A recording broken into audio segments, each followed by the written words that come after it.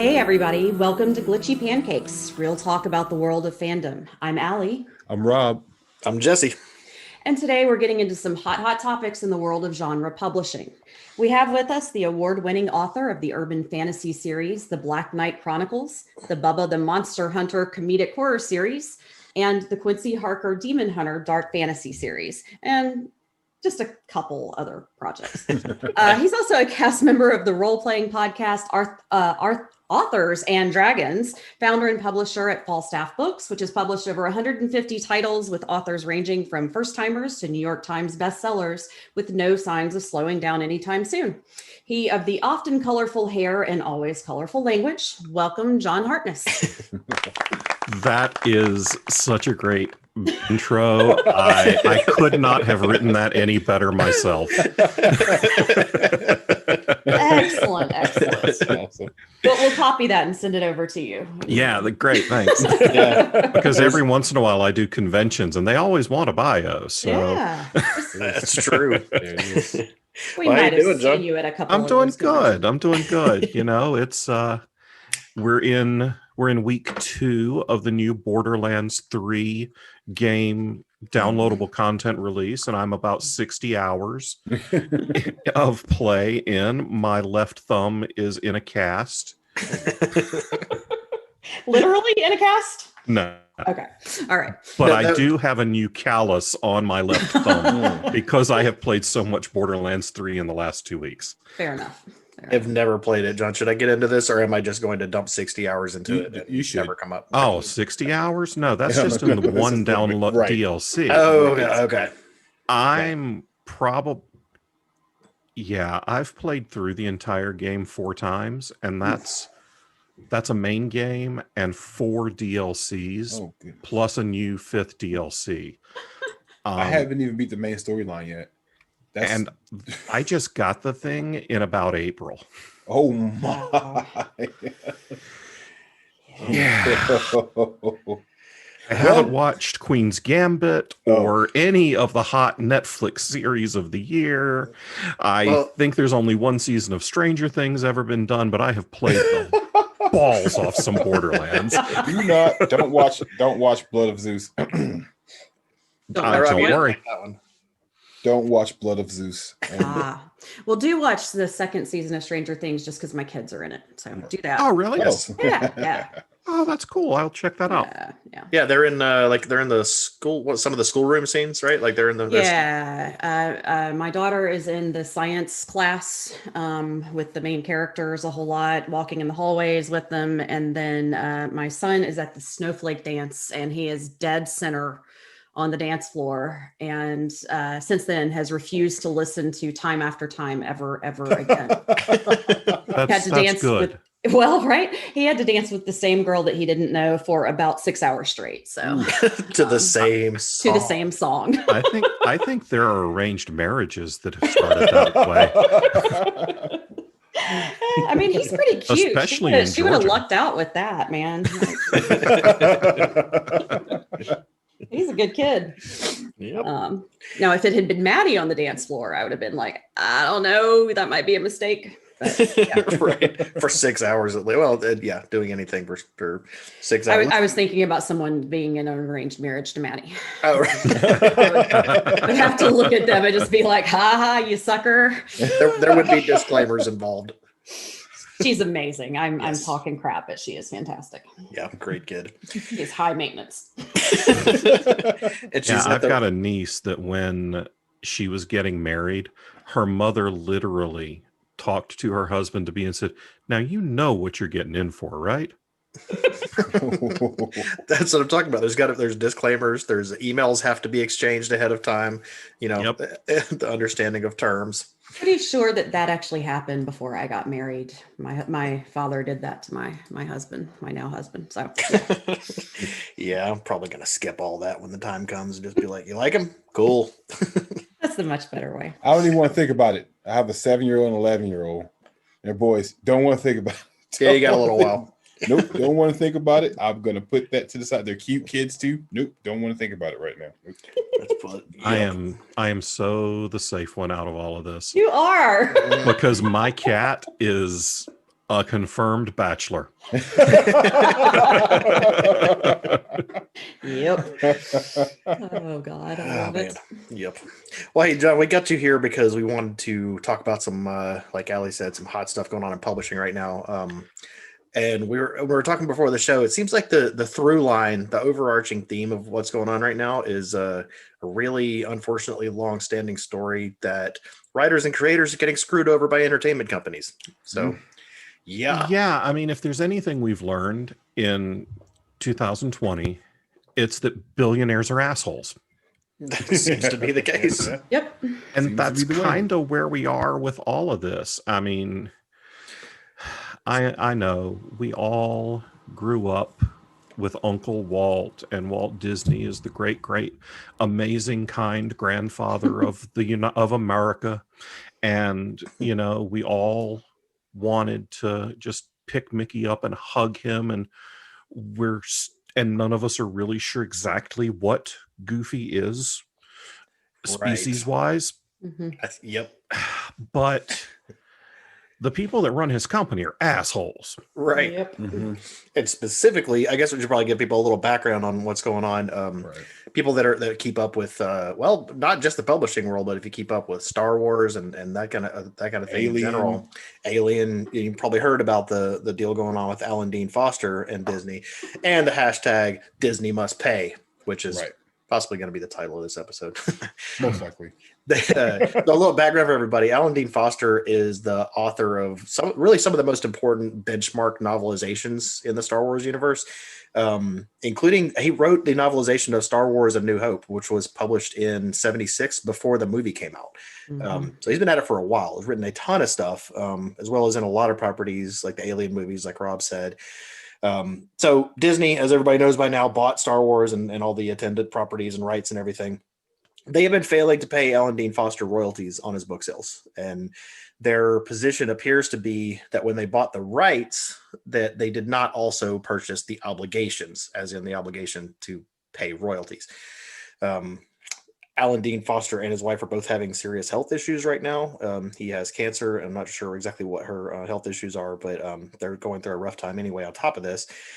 SIFLA, Science Fiction and Fantasy Writers of America, has stepped in advocating for him. They're the ones that started the hashtags, I believe. Hashtag Dear Mickey and also Disney Must Pay. Mary Robinette Kowal, the current president of SIFLA, has been doing a lot of advocacy on his behalf in this thing. So that's the basic background here. So I think John summed it up pretty well. Some assholes in play here. You know, so what we're talking about is tie-in work. And today, when you are hired to write a novelization or you're hired to write most licensed properties, you're paid up front and you're paid a flat fee, and that's it forever. You don't get royalties. In 1976, that was not the case. So if they had, I don't know the deals of anyone who's ever written Star Wars because I haven't written Star Wars, but I'm available. Call me.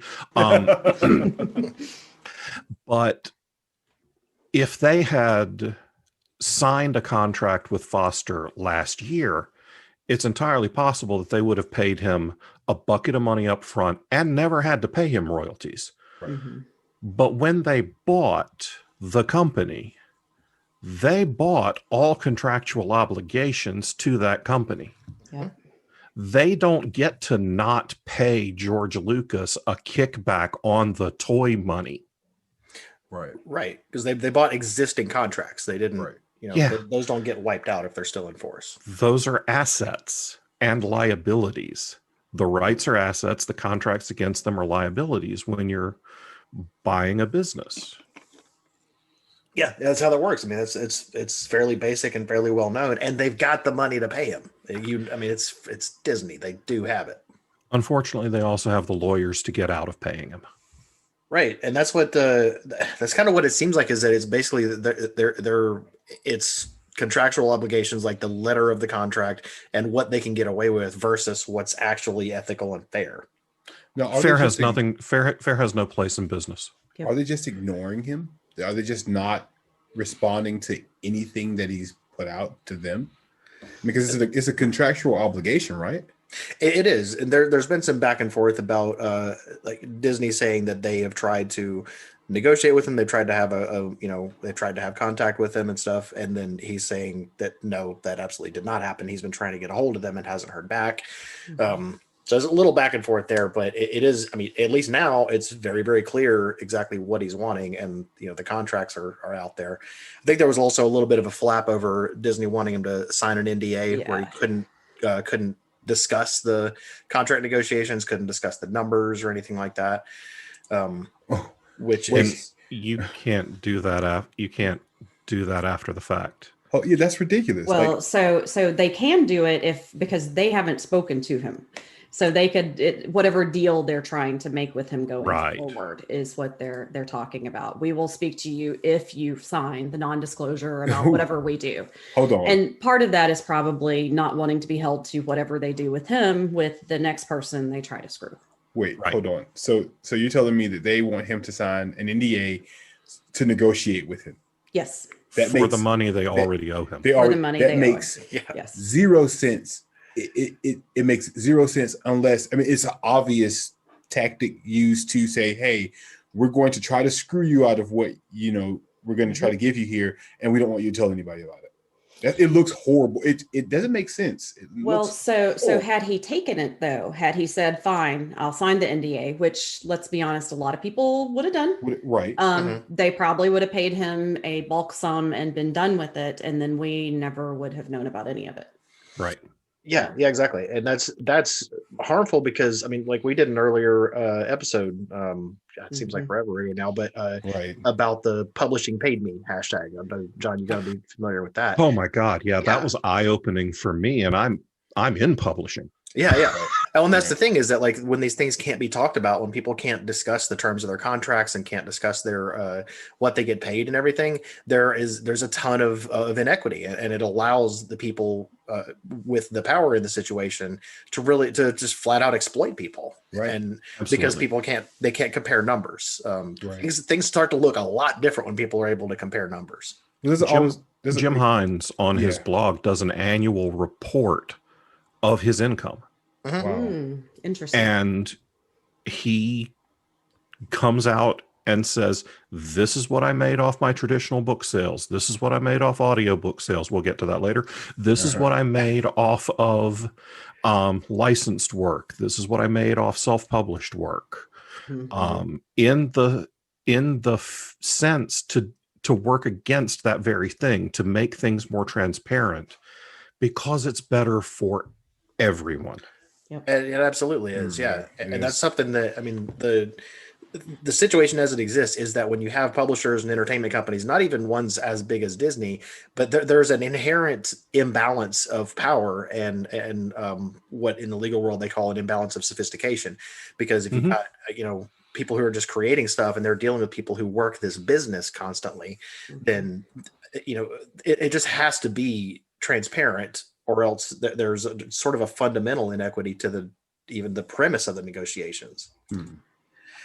And one thing that I thought Mary Robinette Kowal from SIFLA made a really good point in some of what she wrote about this is she said, I'm quoting her here, if we let this stand, it could set precedent to fundamentally alter the way copyright and contracts operate in the United States.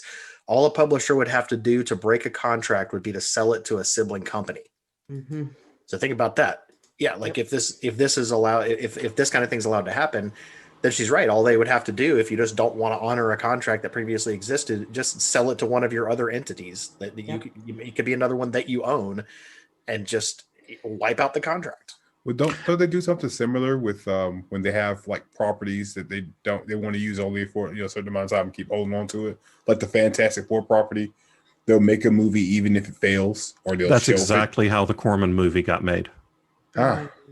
Because what they did is they had a certain period of time that they had to exercise their option. Because a lot of times when you hear, I'm going to speak specifically about writers because that's what I know. When a writer says, I've sold the option for my book, that does not mean a movie or TV show is getting made off their book.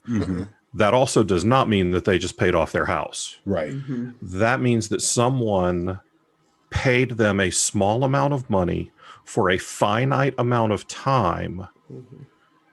And if they move forward with production, then more money changes hands and a different contract is signed. It basically says, I've got a 12-month period to get somebody to give me $100 million to make a big ass movie out of your book. Mm-hmm. It's kind of like buying the right of first refusal in a way. Exactly. And that's what an option agreement is. And even when you buy production rights to a film, which is the next step, you pay more money and you have the right to produce it. That has a sunset clause. Those things expire.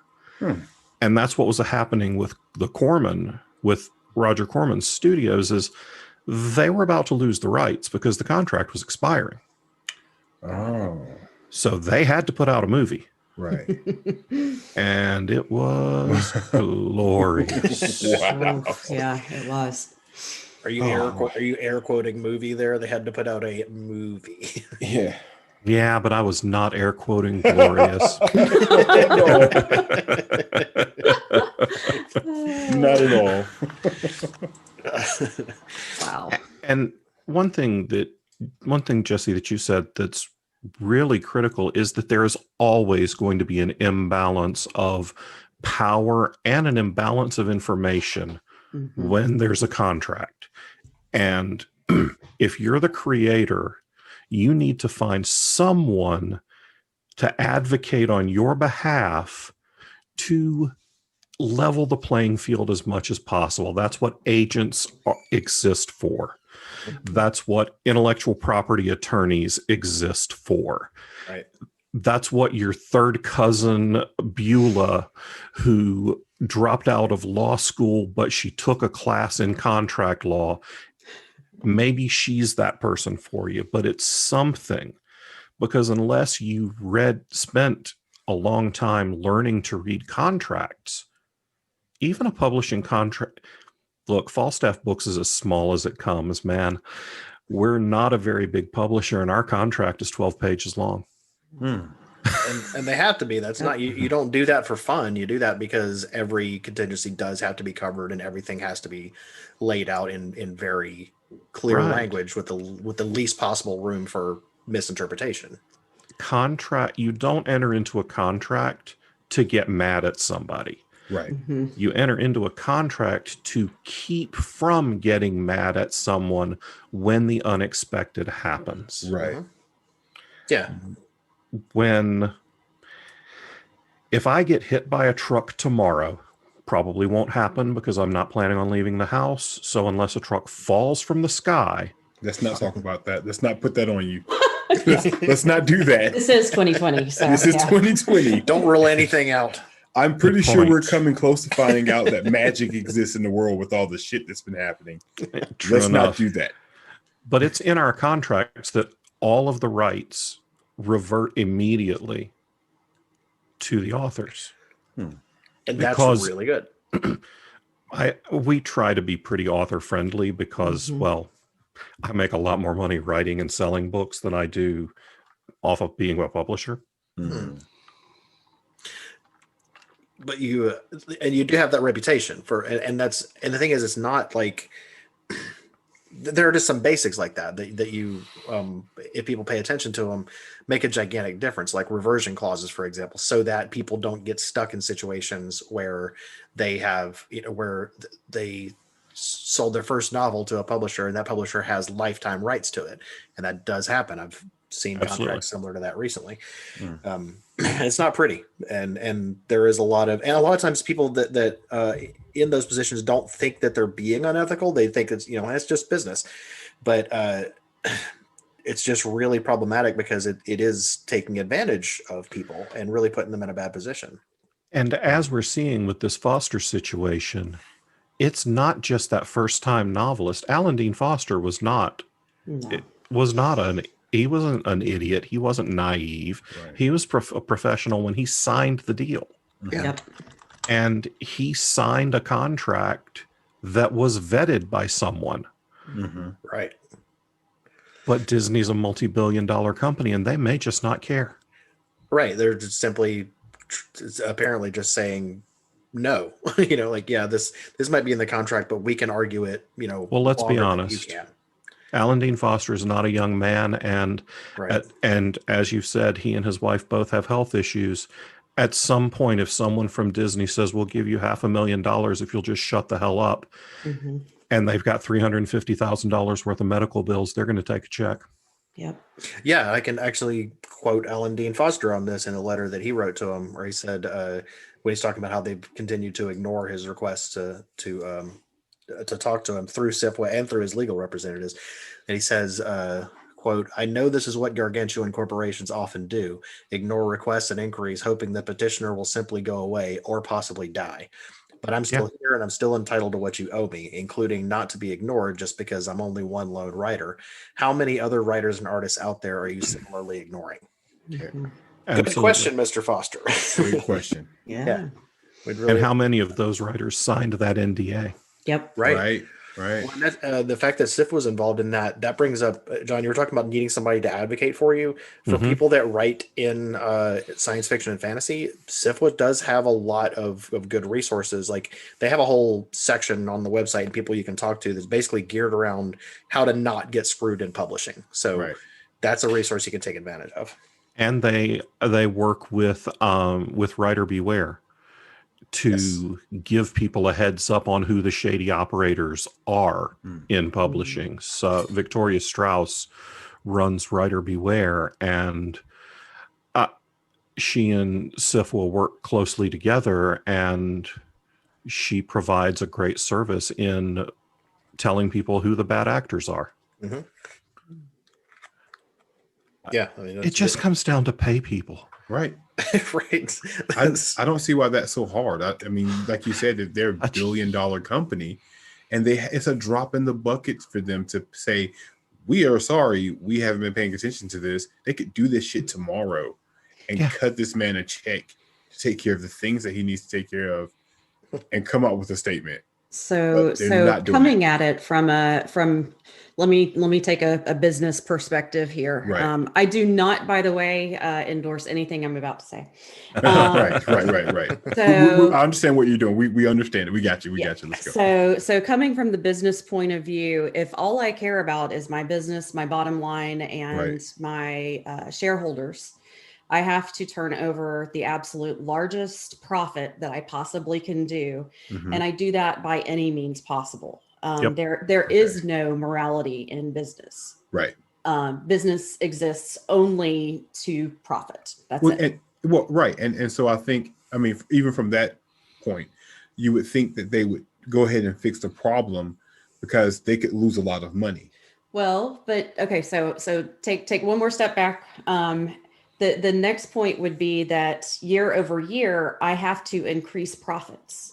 Right. So I am taking and I am putting out there a product or service or whatever, and each year I'm expected to increase profits by a certain percentage, or some of the C-levels lose their jobs, right? Right. Yep. So that being said, this is a way to increase a profit. That literally is all it is that there is no ethical basis in business. If you are a huge business, just like you don't get to be a billionaire by being a moral, kind person. Right. You don't get to be a gigantic corporation by being nice to people. Right. Yeah.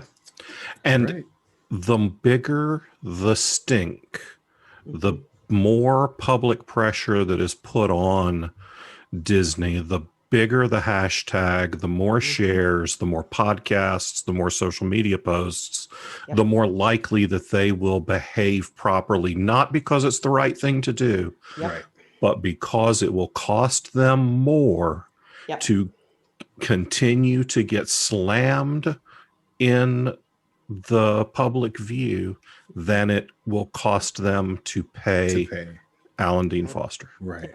Absolutely. 100%.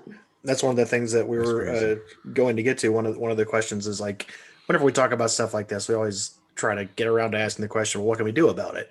So when you think about what fans and consumers need to do in order to better support creators and to pressure publishing and entertainment companies to be more transparent and equitable, I mean, any suggestions anybody has are great. But I think what you said is pretty much, that's how I see it too. That cancel your Disney Plus subscription and your ESPN Plus subscription and let and them know your why. ABC Go subscription, and email customer service and tell them that you're canceling because they won't pay Alan Dean Foster.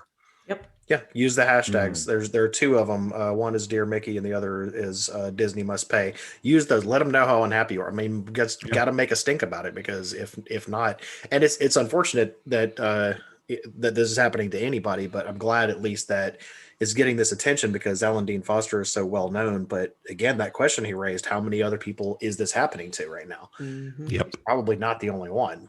No. Yeah. Like, you can almost be sure of it. Like, this is a business model for them. This is how they operate. It's a choice. Yep. Nice. And if it hadn't been Alan Dean Foster, we may have never heard about it. Mm-hmm. Right. Just like the other thing you guys wanted me to talk about, Yeah. we never would have known if there hadn't been a computer glitch. Yep. Right. So let's move on to that one if we could. So let's talk Audible. Yes. This is the whole reason I asked y'all what the language level was. We'll go ahead and put out an NSFW warning at this point in the podcast Right. for anyone who's listening. I went ahead and canceled my Audible subscription. Thank you. Yep. It was a long time coming, and so we'll just go ahead and just buy the book straight out without having that subscription. It just at one point it seemed like it wasn't worth it, and then this came up, and it's just like, no, that's it. Mm-hmm. So what? How about a little background, John? You know this one. Sure. You want to tell us kind of what's going on with Audible Yes, for people who don't know? Absolutely. So I'm going to work from the assumption that everyone understands that Audible is an audiobook company owned by Amazon that sells audiobooks in multiple different ways. They have a subscription service where you get a certain number of credits each month, and you can use those credits to buy books. If you're an Audible member, you can, and you've already used your credit, you can then buy an audiobook at a discounted price. And if you don't have an Audible subscription, you can still go on their website and buy an audiobook at yet a third price. This will become really relevant later. Writers, specifically small press and indie writers for this setup, writers love to produce audiobooks. Audiobook sales are the fastest growing segment of the book business. They have grown to approximately 15% of the entire book revenue in the United States over the last few years. And they are expensive to make. A professional audiobook narrator, the floor is about $250 per finished hour of audio. Wow. And a finished hour of audio is about 9,000 words. So a 300-page book is about 11 hours. So that's about $2,800 to get that audiobook produced. And who bears that cost? The publisher. Yep. Or the author if they don't have a publisher. Just wanted to be clear that Audible is not paying to have these made. Not unless they serve as the publisher, which occasionally they do. Okay. Sometimes, if you set your book up to be exclusive to Audible, you can enter into what they call a royalty share program, where you don't pay the audiobook producer up front. They take their cut on the back end, and Audible splits the money. So if, for example, I wanted to produce the Bubba the Monster Hunter series, I started producing that series in audio, I don't know, quite a few years ago. That narrator and I, at that time, worked on a royalty share deal. So the money that came in from Audible, half went to me, half went to the narrator / producer. So what has happened now is that because there was a reporting glitch, Audible and small publishers and self-published authors sell their books through a platform called ACX, Audiobook Creation Exchange. We have an online dashboard where we can go in every day and look at our sales, cumulative for the month, cumulative for the quarter, cumulative for the year, lifetime. We see net sales. We don't see if someone bought 100 copies and somebody returned 10 copies. We just see 90 copies. So what happened a few weeks ago is there was a glitch and 3 weeks worth of return data was entered in on one day. Oh.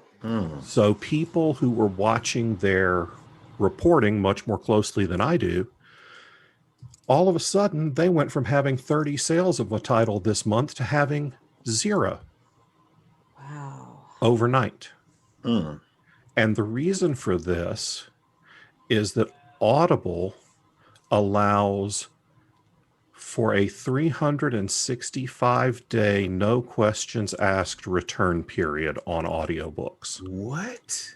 Yeah. Yeah. All of those audiobooks that you bought on your Audible subscription, you could have turned all of them in for up to a year after you got them for another book at no cost. What? Yeah. And the royalty then gets taken from the author of the first book and sent to the author of the second book until you return the second book, because it has a whole new 365-day return period. I'm starting And to see the then problem. That royalty gets sent to the author of the third book. Oh, wait. Yeah. That's Right. another That's another 365. 55 day. There are people on Facebook who have admitted to listening to the entire A Song of Ice and Fire series off one credit. Are you serious? Oh, I'm serious as a heart attack. God. Okay, Yeah. see, I would never even think to do anything like that. I buy a book, it's mine. And like it's not most going people, anywhere. like most busy people, you probably get a lot of emails from Amazon and Audible and ignore 3/4 of them. Yes. But if you read them all, you would see that they send emails to customers encouraging them to utilize their no excuses exchange policy. That Yeah. is And- ridiculous. Also, Corey Doctorow has written in a really great thread about this, breaking down some of the details of how this works. For example, with that return policy, yeah, you can return it for a year after you buy it. Also, when you finish a book, the Audible app shows you a return book button. You just hit that button and you get a refund. The idea is that they are actively encouraging people basically to use Audible as a lending library. My They mind's want blown. Audible to be like Kindle Unlimited. Oh my God. The difference is with Kindle Unlimited, we get paid for every page that is read. So if you have a Kindle Unlimited subscription and you read 50 books in a month for your $9.99, go for it. The author gets paid about 0.4 cents per page for every page you read.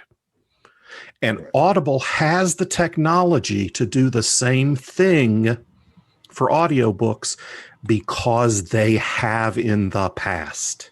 Yeah. Oh, interesting. I didn't know that part. They had a short-lived romance subscription service where you got paid by the minute. So let me ask you a question, John. Yeah. Where do they benefit doing this versus doing that? if you as if you as a less ethical consumer than you are Right. pay $15, well, I think they've come out with a new service that's like $10 a month. Mhm. Right. Okay, you're going to pay $10 a month for one audiobook a month. Right. But how many more of those $10 a month subscriptions do you think they'll sell if you can get 10 audiobooks a month for your $10 a month? Because they make more money on the subscriptions than they do on paying out royalties for the books. Right. Exactly. And going back to Cory Doctorow's thread on this, he put it pretty well. He says these authors spend thousands of dollars through an Amazon self-publishing platform. Then the company conspires with unscrupulous readers to confiscate their payments, making the system more attractive off the backs of creators. Then he says, here's the sting in the tail. If you opt for Amazon exclusive, you're locked in for 7 years. Amazon silently made the switch to these no-hassle returns, clawing back half of its creators' money with no chance to opt out. Oh, Yep. wow. They really started pushing this in August and September when they rolled out their new Premium Plus subscription. I saw a 29% decrease in audiobook revenue. Wow. And That Audible would be- controls 90% of the audiobook market also. And they already pay shitty royalties. By the way. Crazy. And like you said, nobody would even know this was it not for somebody glitch. with the wrong key. Yeah. Because the way that they report it doesn't show you. The only way you know if you've had a return is if you have more returns than you have sales. Mm. Because I've gotten that with some of our lower performing titles. I've gotten monthly royalty reports that said -1. And I was like, oh, well, somebody bought it last. And I thought to myself, somebody bought it at the end of last month, listened to a few minutes, didn't like it, returned it. Right. No harm, no foul. Right. You But weren't thinking they could have bought it 6 months ago. I wasn't thinking that 100 people could have bought the book and 101 returned it. Yeah. That's what I don't know. My mind is blown. My mind is blown. I can't even believe that this is the thing. As bad as we're talking with Alan Dean Foster, because it is one very specific case. Yes. This Audible thing is tens of millions of dollars that people are getting screwed out of. Right. Mm-hmm. And it's something that this was just changed, not just changed, but hidden. I mean, there's no other way to put it. Yeah. With the way that the statements are done and everything, and the fact that they can't provide you these numbers even if you ask for them. They changed it and they hid it, so they could change. They changed the deal on the people who are locked in for 7 years, but the creators who are locked in for 7 years can't change the terms on their own. It's right. It's just completely unethical. There's no other way to look at that I can see. There's a fantastic piece on Susan May's blog that goes into all of this and talks about the reporting glitch day and when people caught on. And I was unaware of all of this too. I didn't know. And I've been producing audiobooks since 2012. Damn. Yeah. Who knows how much of my money I haven't gotten? Yeah. Like, wow. And audiobook sales last year were 24% of our gross revenue. That's crazy. God, yeah, that is horribly insane. Unfair. That is horribly unfair. I mean, it's robbery. It's cheating. It is absolutely the case. And it is robbery. What's being done is SIFWA and RWA, the Romance Writers of America, and Authors Guild are banding together, and they've reached out to SAG-AFTRA because they represent the narrators, and they're going at Audible. There's a petition on the Authors Guild website. I'm sure there'll be a link in the show notes for folks to go sign that. And they're trying to get a full audit of all of Audible's books. Ooh. I don't believe we'll ever see that. Yeah. That's a What I want, and I speak only for myself in this because we're a bunch of creators, so you can imagine how well organized we are. What I want is a condensed return window. I don't even want it that short. I want 90 days. yeah. And if you've listened to more than 25% of the book, you can't return it. Right. Yes. I agree with that. Yes. Because what they're 100%. doing now is exactly analogous to you going to a restaurant, you eating a steak dinner, and going back 6 months later and saying, my Yeah. steak dinner 6 months ago was crap. You need to fix me a brand new steak dinner. Right. Mhm. And the restaurant doing it. Yeah. There's I want no- my steak dinner. I'm a fat dude. Right. Where's my steak? Yeah, Well, I want you to have your past steak dinners as well. I do Because too. who fucking knows? Well, and you know, the again, the disproportionate power and money. Audible, of course, is owned by Amazon, so they're coming from the deepest pockets that ever deeped. And Literally, yeah. it just, you know, why can't we just have some good things? Why can't we just pay our creatives? That's how we Just got pay through fucking freaking quarantine so far. Pay I them. mean, So, hey, ex-Mrs. Bezos, if you really want to shaft it to Baldy, there you go. That's right. audit the audiobook shit. There you go. It's got to be heard here first, and we're going to be all over CNN. I'm going to wear what I'm wearing right there in that picture. Full face mask. Talk through the full face mask. That's Oh, all I'll be known goodness. as. Yep. Mackenzie Scott, is that her name? Mackenzie? You- Sounds And right. she's a novelist, Sure. right? Too? Is she? Is I she a believe she novelist? wrote. Yeah, I believe she did. Novelist? The I don't- irony. yeah. The irony. Now, all of those things, and there's a hashtag AudibleGate and lots of social media activity. What I've been trying to do is get more of the traditionally published authors involved, because it's one thing for me to gripe about this and gripe about the thousands of dollars that it may very well or tens of thousands of dollars Right. over the Mhm. I'm gonna go vomit and I'll be right back. Oh, The money it's cost me. Mhm. How much do you think this shit cost Jim Butcher? oh, Right, right. right. Serious. How much Right. do you think this shit cost Brandon Sanderson Right, or right. George R.R. Martin or Right. Neil Gaiman? Neil Gaiman Right. gets shitted in a couple of different directions because he narrates his own stuff. Right. Yep. Yeah, dude. God. So Oh, man. so I've been trying to leverage my friends with better reach than myself Mm. to say, hey, get your agents on this, because your agents don't get paid a dime except out of your royalties, Mm. Yeah, exactly. because That's how agents agents don't get make paid, and- any money Right. And if the author ain't getting paid. yeah, and their core job description really is advocates. I mean, I know there's a lot more to it, but you could boil it down to being an advocate Yeah. for your authors, for the people you represent. And yeah, that's again, I think what it's going to take. The same thing with Disney as with Audible is just enough people have to say, hey, this is really fucked up and you got to fix it. There have to be enough people saying that and meaning it. And it's like there's a whole thing for a lot of years, especially since streaming services have come around and everything, where people just have started to just, I think, psychologically undervalue entertainment and creators.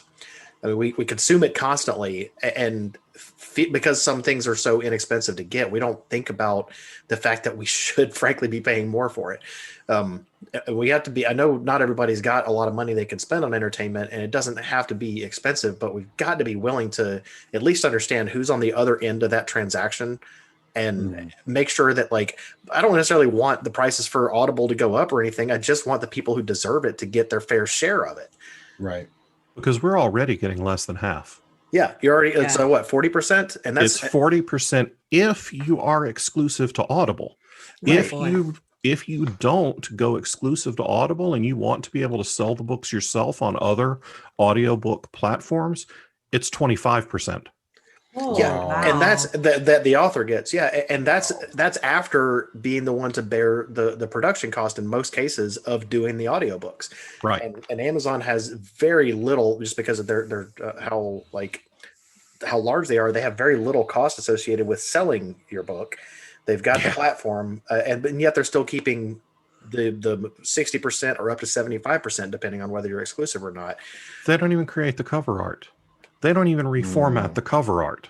We create the 2500 by 2500 72 DPI image that's on Audible. And if there's something that's going to, if there's text like the author's name that will go over into the bottom corner where it has the little exclusively on Audible triangle, you have to redo your cover. Wow. Wow. Right. So yeah. Wow. They're not even doing that. Right. And they own the market. So, That's they're- crazy. They're just plain screwing people, and we have to get. Right, yeah. I will get it's infuriating enough that I'll go against my long-standing policy of absolutely despising it when people add "gate" onto the end of a word Right, to right. talk about a Yeah. controversy. Right. I hate that, but if that's the one, if that's the one that I need to jump on to, at least as far as the social media component of it, then I'll do that. I don't care. Right. Well, and at this point, we're talking about like something that's being pretty similar to, a glitch happening and something being found out by accident, which exposed a lot of corruption. Right. Yeah, it's very similar to some beat cops seeing flashlights in the Democratic National Campaign headquarters, Right. where there shouldn't have been flashlights. Right. Just a chance situation. That's if their computers hadn't screwed up, we still wouldn't know this was going That's on. crazy. Yeah. And might never, because again, that's like really want to draw people's attention to back to this point that you wouldn't have known. Nobody would know. Who knows how long it would have been, if ever, before this came out, because they were intentionally the way that they send the royalty statements and things like that is very. It's very deliberate. These are structured. Everyone they made very careful decisions about exactly how this is all formatted. So the decision to show the net only and then to like basically refuse to give more detailed information even when it's asked for, that's a deliberate choice because they were covering this up. And they're basically incomprehensible statements. I write royalty statements. I'm going to be doing a lot of that next week because I pay my authors and royalties are due next week. But I write royalty statements and these are hard to read for me. The reason I mentioned at the top of this, the multiple different ways and prices that people pay for Audible audiobooks, well, we get paid differently based off of what you pay. And it's not like it's 40% of the member price or 40% of the list price. We get a 40% royalty based off of the credit price. Oh, wow. Oh, Okay. wow. That's totally different. The lowest Right. Mm-hmm. So if you spend $10 a month on your credit, do I get $4? Do I get 40% of some mythical calculation that you've done deducting delivery charges for the data? Because yes, they do that on ebooks, by the way. Yep. Oh my gosh. So, and I know that to some of your listeners, I have spewed a lot of information, and I know that this is like drinking from a fire hose. But if you take a few minutes to look up Cory Doctorow, he wrote a piece about this. Susan May wrote a piece about this, and File 770 has posted about it. And if you take 10 minutes to look over those places, you can get a handle on what's going on and why what I personally am asking people to do is go to the Authors Guild website and sign the petition, and then cancel your Audible subscription with a letter to customer service telling them why. Yeah, Because and also it doesn't take much to put the same information out there on social media too, especially if you have a decent Yes. reach. Say, I just canceled my Audible subscription, and this is why. yes, And Like, that's I canceled my WWE Network subscription earlier this year because I'm a big professional wrestling fan, because I'm a giant redneck. I'll own it. I grew up in South Carolina, for God's sake. we're all from Georgia. You're right. I know. So I canceled my WWE Network subscription because Vince McMahon laid off 35 performers in one day, and the next day made a $12.5 million campaign donation to the Republican governor of the state of Florida. And then, oddly enough, his business was labeled essential. Mhm. I remember that. Yep. So I said, okay, I can't do anything but take away the $10 a month I was giving you. Yeah. And that's what I'm asking for everybody else to do for this. Yeah. Take away the $7 or $8 or $12, whatever dollars you were giving Audible. Go to your library. Your library's website has audiobooks. Yes. They are free to you on your library's website. John, And- can you explain how that pays authors and producers of those as well? Sure. It depends. Okay. Libraries pay out on ebooks, on digital media. Libraries pay in one of two ways. Either they pay for a file that they can download that has a number of uses, hmm and it's kind of like a self-canceling PDF of, it's not, but it can be viewed, listened to, or read to the end a certain number of times, and then it self-destructs like Mission Impossible. Okay. And if, for example, if they buy an ebook that is set up like that, then they pay more money for that ebook or that audiobook. Okay. So if it's a $10 ebook, they may pay $30 for an ebook that then gets checked out 100 times.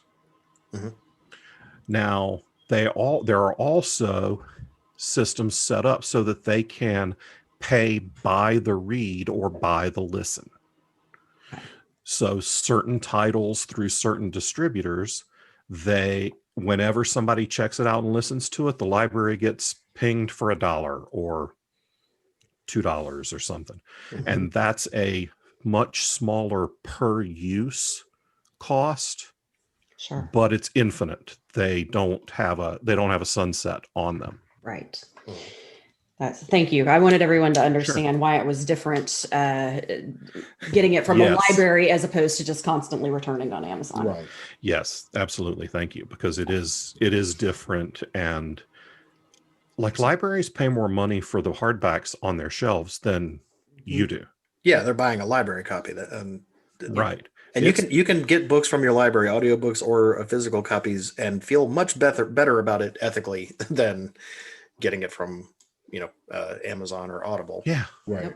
I wanted to know too that there's with Amazon being one of the biggest booksellers around, there's IndieBound and Bookshop, which do a much better job of actually supporting local bookstores, and they've actually managed to gain some traction and not be completely squashed by Amazon.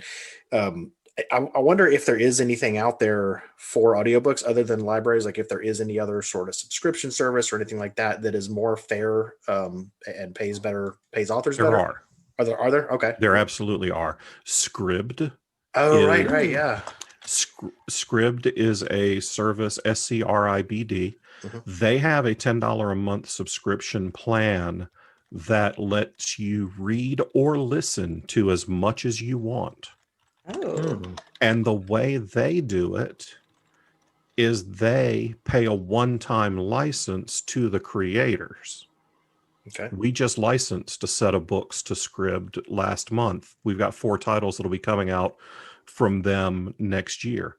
They paid us a one-time license to put the books into their subscription service forever.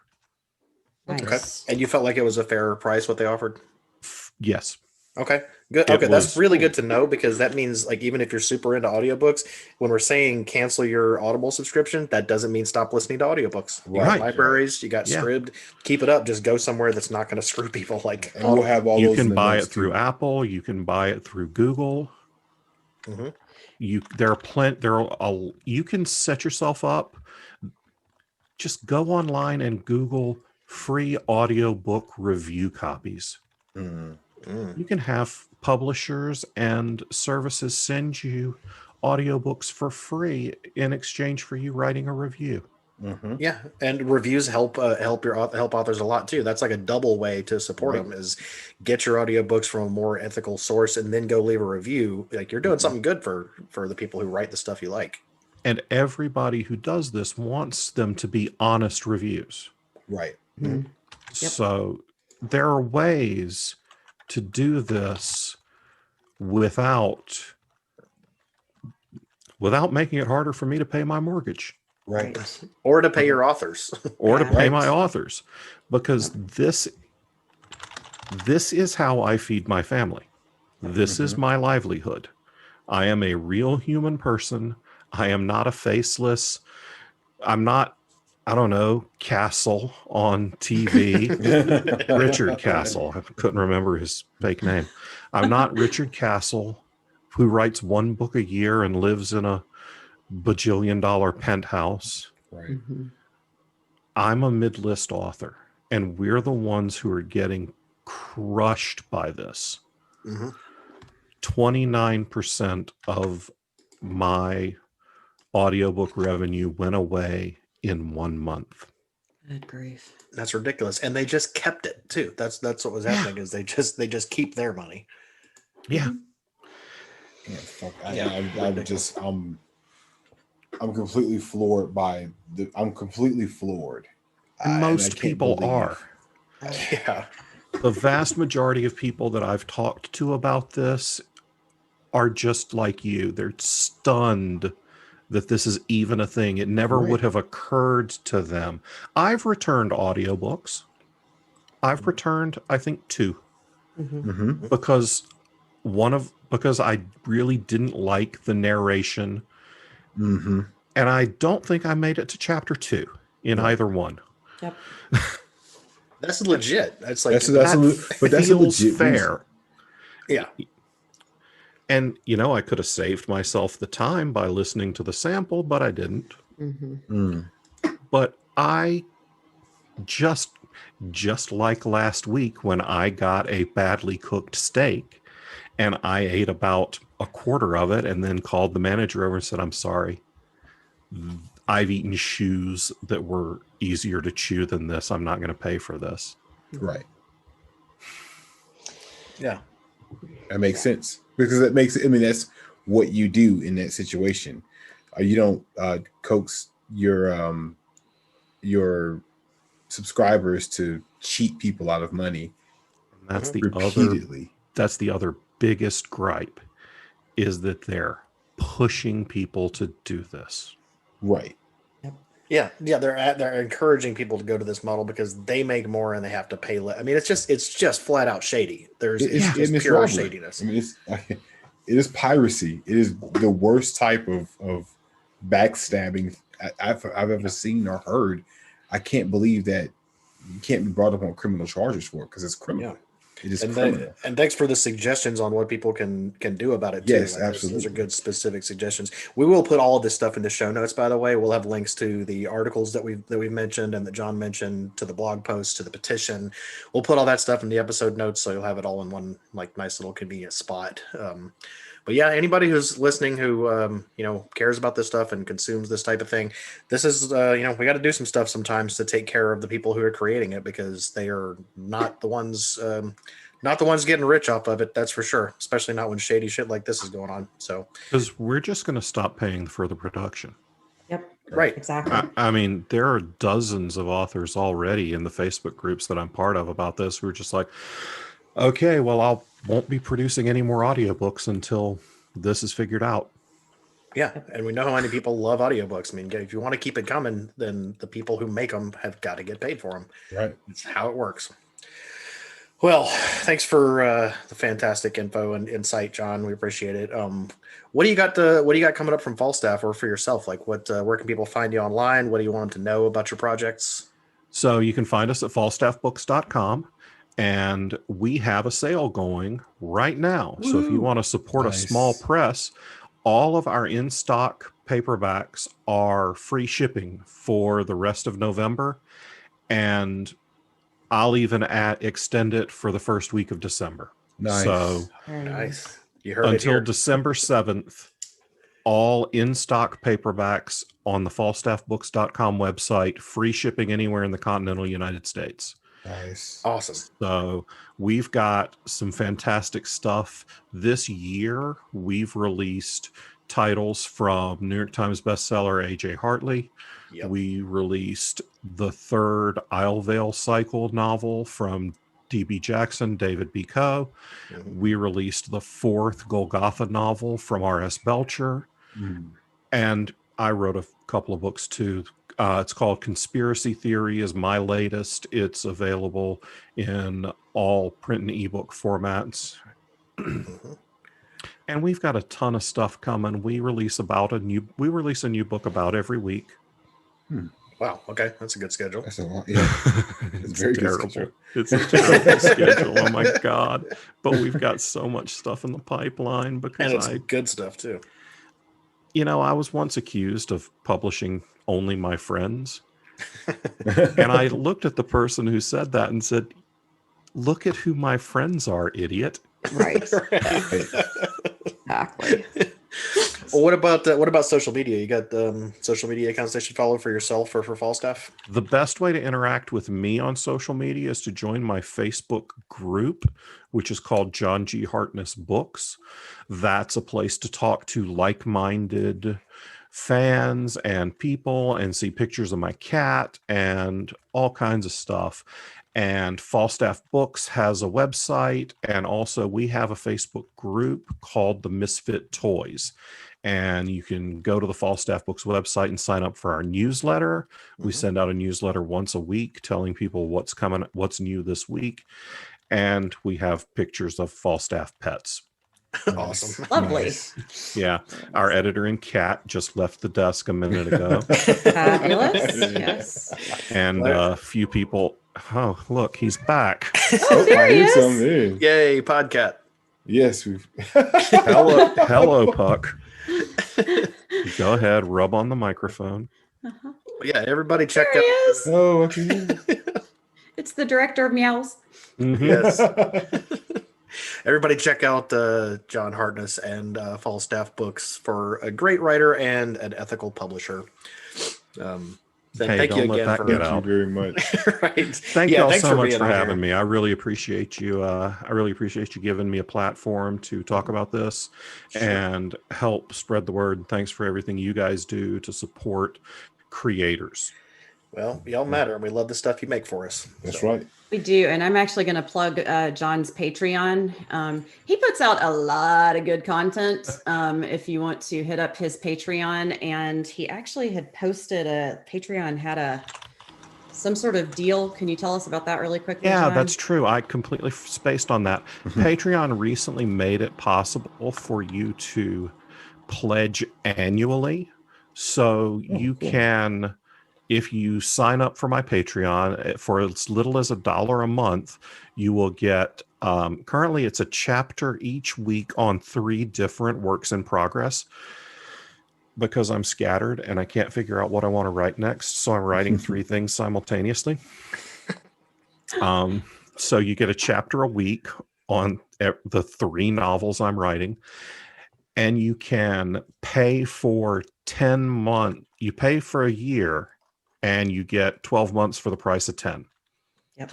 Oh, cool. So you pay $10 and you get 12 months, or you pay more and you can get different perks at different levels, including free ebooks, free print books, your name used in a book, Yes. all sorts of different things. Sweet. So yes, that's patreon.com/John Hartness. And that will be in the show notes as well. Yes, everything will be in the show notes. We're trying to really get people in the habit of reading the show notes. Just like we're like everything we talk about is right there. We're making it super simple. Absolutely. So yes, go read the show notes. They're longer than some short stories I've published. They have lore though. It builds lore. Our show notes build lore. Yeah, and it won't be the longest ones either. We do Right. recommendation episodes pretty frequently where we're just like we cringe at having we're like, yeah, if you look at the show notes, unless you don't want to spend all of your money because we've just given you like 17 new things that you need to go buy. But for this one, if you would like to spend all of your money, John would be happy for you to visit him at Falstaff Books. Right. I'm not saying that the last time I saw Allie, she left with an entire tote bag full of books. But if she'd bought one more thing, I would have had to have someone carry it to the car for her. Well, because she got that big omnibus, right? Did you I get did. one? Yeah. Yes. It's awesome. That alone needed its own cart. That is the largest hardcover that Ingram will produce via print on demand. It's amazing. It's beautiful. I had to change the font size to make it all fit. How many pages did it end up being, by the way? 1,080. Yeah, it's No, a shelf breaker. 1,050. It's 1,050, which is, Yep. and actually the content is 1,048 because you have to have a spacer page at the very back for a UPC code. So when I turned it in, it was 1,050, and they bounced it back and rejected it and said it's a page too long. I was like, oh come Oh on, my God. Seriously. for real. At that point, really? It's got such a great cover, though. I mean, it just It looks does. awesome. Yeah, that cover's by Natanya Barron, who has a really? new book coming out. Yes. Yes. She's got a brand new book coming out this week, yesterday, by the time you're listening to this. I don't remember the title of it. Queen It's of None or Yes, Queen of None. Queen of None. Yeah. By Natanya Barron. It's going to be amazing. It's Arthuriana. So if you're into Arthurian legend, she's an amazing cover artist. She has a book. Yes. She has a book called These Marvelous Beasts that's available from us. Check her out. And if you decide you want the limited edition Quincy Harker hardcover omnibus, that comes with a cover by Lynn Hansen. So Oh, another Love Lynn Hansen's covers. I do awesome, too. awesome They're artist. so good. Yeah. All right. All right. Well, thanks again, John, and thank you everybody for joining us for another episode of Glitchy Pancakes. You can find us online, glitchypancakes.com, if you want to stream episodes directly. We're on all the podcast apps as well, wherever you get them. We're on Twitter at Glitchy Pancakes and Facebook. Allie, where can they find you? I am generally at Allie911. It's ALLIE 911 anywhere on the internet. Although I'm most active probably on Facebook currently. So Cool. Rob, how about you? Well, you can find me at EI Blackout on Twitter. That's at IAIBLACKOUT on Twitter. Or you can catch me on Facebook floating around like a friendly ghost. He's easy enough to find. And I'm at Jesse_A_Adams. If you have any questions, suggestions, comments, ideas, email them to cakespod@gmail.com. And we will see you all next time. Thank you very much for listening. Take it easy, guys. bye, guys. Bye, everybody.